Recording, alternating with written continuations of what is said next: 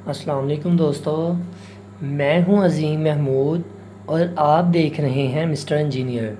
दोस्तों, आज की इस वीडियो में हम MCCB सर्किट ब्रेकर और MCB सर्किट ब्रेकर को चेक करने का तरीकाकार सीखेंगे कि ये कैसे वर्क करता है। तो दोस्तों चलिए शुरू करते हैं।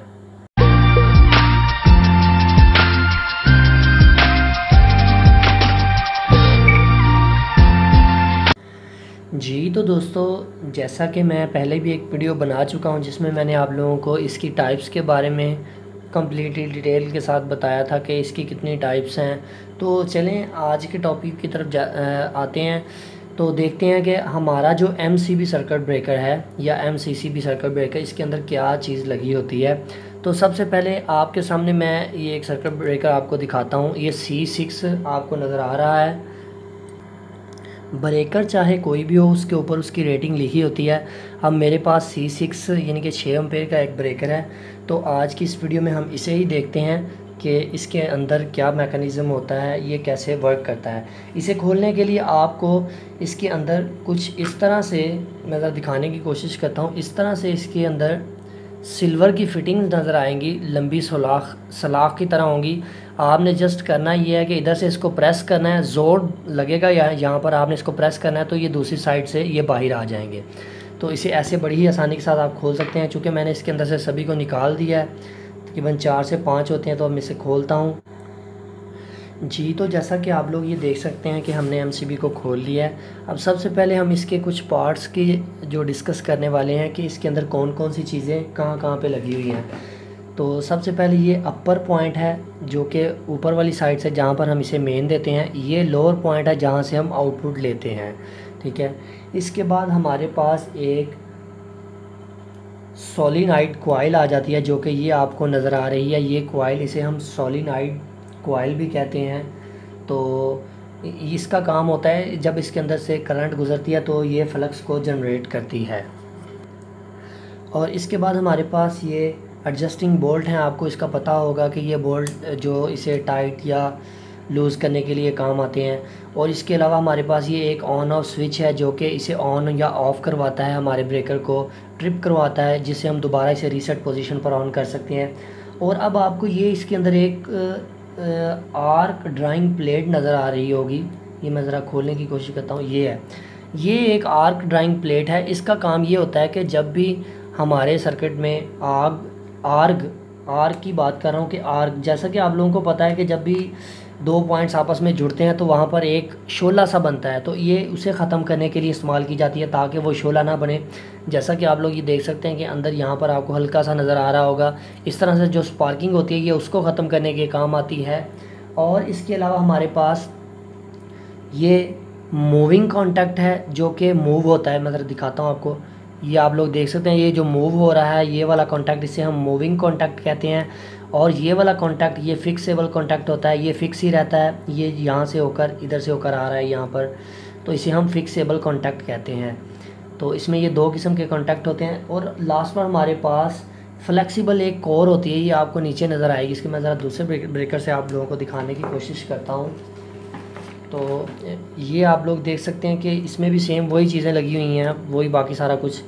तो ये मुझसे खोलते वक्त ख़राब हो गया। ये आप लोग देख सकते हैं कि ये एक फ्लेक्सिबल कोर लगी हुई है। चलें अब इसके वर्किंग प्रिंसिपल के ऊपर बात कर लेते हैं कि ये कैसे काम करता है। तो जब हम यहाँ से इसे इनपुट सप्लाई देते हैं और आगे से इस पर आउटपुट ले लेते हैं, जैसे ही हमारा सिस्टम ओवरलोड होता है, हमारी कोई भी चीज़ ओवरलोड होती है, तो जब ये हम इसे ऑन करते हैं तो आप लोग ये देख सकते हैं कि ये जो मूविंग कॉन्टैक्ट है ये फिक्सेबल कॉन्टैक्ट के साथ जुड़ जाता है। यहाँ से जो इनपुट हमारे पास आती है AC वोल्टेज, वो इस कॉइल के अंदर से होते हुए, इधर से होते हुए ये मूवेबल कॉन्टैक्ट में आते हैं।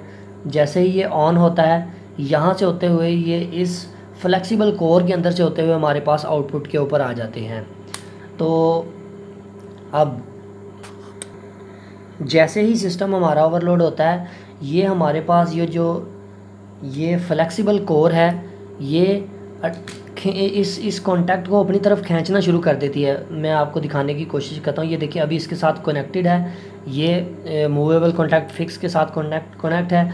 जैसे ही हमारे आगे शॉर्ट सर्किट या ओवरलोड होता है तो ये अपनी तरफ उसको खींचना शुरू कर देती है।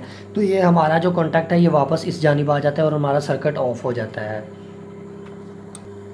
तो जी अब अगर हम बात करें शॉर्ट सर्किट की, तो जैसे ही हमारा आगे से शॉर्ट सर्किट होता है तो हमारा ये जो एमसीबी है जैसे ही ऑन रहता है। जब शॉर्ट सर्किट होती है तो मैं आप लोगों को ये दिखाना चाहता हूँ कि जब हमारे सिस्टम में शॉर्ट सर्किट होती है तो ओवर करंट फ्लो करती है, यानी कि ज़्यादा करंट फ्लो करती है शॉर्ट सर्किट होने की वजह से, और इस कॉइल में से ज़्यादा मैग्नेटिक फील्ड पैदा होती है।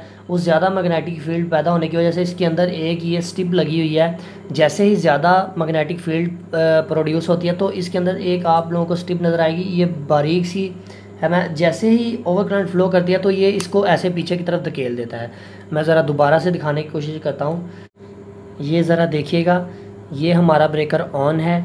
जैसे ही ओवर करंट फ्लो करेगी तो ये इसके अंदर जो एक स्टिप लगी हुई है वो इसको ऐसे पीछे की जानिब धकेल देगी। यहाँ से इसके अंदर एक मैग्नेटिक फील्ड प्रोड्यूस होने की वजह से ये आपको अंदर से नज़र आ रहा है, ये इसको बैक की तरफ धकेल देगी। तो इसका मतलब ये हुआ कि ये जो स्टिप है ये ओवरलोड से हमें बचाती है और हमारे शॉर्ट सर्किट होने से भी हमें बचाती है। ये फ़ौरन से आपके ब्रेकर को ट्रिप करवा देती है। तो जी ये तो था ब्रेकर का वर्किंग प्रिंसिपल कि ये कैसे काम करता है। चलें अब हम इसका ज़रा प्रैक्टिकल करके देखते हैं कि क्या वाकई ये इस तरह से काम करता है। तो मैं ज़रा इन दोनों ब्रेकर्स जो मैंने खोले इनको मैं ज़रा साइड पर कर लेता हूँ। तो इस ब्रेकर को मैं मेन वायर्स लगा लेता हूँ और ये आउटपुट के ऊपर वायर लगा लेता हूँ ताकि हमारा थोड़ा सा टाइम बच जाए। तो फिर इसके बारे में डिस्कस करते हैं। जी तो दोस्तों मैंने इसके कनेक्शंस को कर लिया है। आप लोग ये देख सकते हैं यहाँ पर मैंने इसकी इनपुट वायर्स को लगा दिया है, एक साइड पर फेज़ और एक साइड पर न्यूट्रल, और इधर से मैंने इसकी आउटपुट ले ली है। ये बेसिकली 5 एम्पेयर का ये आपको लिखा नज़र आ रहा है। मित्सुबिशी का 5 एम्पेयर का एक circuit protector as a breaker मैं इसे यूज़ कर रहा हूँ। तो आइए हम इसे देखते हैं कि ये कैसे वर्क करेगा। ये मैंने इसकी जो 2 लोड की वायर हैं ये मेरे हाथ में है। तो अब मैं ऐसा करता हूँ इसके ऊपर मेन वायर्स को अटैच कर देता हूँ, तो फिर चेक करते हैं। जी तो मैंने इसे इनपुट वोल्टेज दे दिए हैं, इसे इनपुट में प्लग इन कर दिया। तो मैं ज़रा चेक कर लेता हूँ मेरे इधर इनपुट वोल्टेज आ रही है। देखिए 234 वोल्ट हमारे पास इस वक्त आ रहे हैं। तो चलें इसको टेस्ट करते हैं। सबसे पहले मैं अपने ब्रेकर को ऑन कर लेता हूँ। ये आप लोग देख सकते हैं ऑन पोजीशन पर है 1 पर। तो अब आपने गौर से देखना है। तो ये देखिए जैसे ही मैं दोनों वायर्स को आपस में जोड़ूँगा एक हल्का सा धमाका होगा और इसके अलावा हमारा ब्रेकर ऑफ हो जाएगा। लोग ये देखिएगा, आपने ये देखा कि जैसे ही मैंने इन दोनों वायर्स को आपस में जोड़ा और हमारा ब्रेकर उसी वक्त ऑफ हो गया है। तो इसका मतलब ये हुआ कि ये ब्रेकर हमें एक्स्ट्रा प्रोटेक्शन प्रोवाइड कर रहा है कि अगर हमारा ये ब्रेकर रास्ते में ना लगा होता और मैंने इन दोनों वायर्स को आपस में जोड़ दिया होता या वैसे ही जुड़ जाती तो हमारा टोटली वायरिंग भी ख़राब हो सकती थी। तो मैं इसे बार बार नहीं करूँगा, इस तरह से बार बार ट्रिप नहीं करूँगा। उसकी रीज़न ये है कि हमारा ब्रेकर भी ख़राब हो सकता है अगर हम बार बार इसकी टेस्टिंग करें। तो ये जस्ट आपको दिखाने के लिए था। आपने अपने घर में ये तरीक़ाकार बिल्कुल नहीं करना क्योंकि ये बहुत ही ख़तरनाक तरीक़ाकार है। तो अगर आप खुद से करेंगे तो ये आपकी रिस्पॉन्सिबिलिटी है। तो मैं उम्मीद करता हूँ आपको ब्रेकर की टोटल समझ आ गई होगी कि ब्रेकर किस तरह से काम करता है। उसका वर्किंग प्रिंसिपल भी मैंने डिटेल के साथ आप लोगों को बता दिया है और इसे मैंने ट्रिप करके भी आप लोगों के सामने दिखाया है। ओहो ये तो फिर से दोबारा से ट्रिप हो रहा है। तो दोस्तों मैं उम्मीद करता हूँ आपको आज की वीडियो पसंद आई। अगर आपको आज की वीडियो पसंद आई है तो मेरी वीडियो को लाइक करें। अगर नहीं पसंद आई तो आप लोग डिसलाइक कर सकते हैं। अगर आप हमारे चैनल पर न्यू हैं तो मैं आप लोगों को यही रिकमेंड करूँगा कि आप हमारे चैनल को ज़रूर सब्सक्राइब कर लें क्योंकि मैं डेली इस तरह की अच्छी अच्छी वीडियोज़ अपलोड करता रहता हूँ। तो दोस्तों इसी के साथ मुझे दे इजाज़त। अल्लाह हाफिज़। पाकिस्तान जिंदाबाद।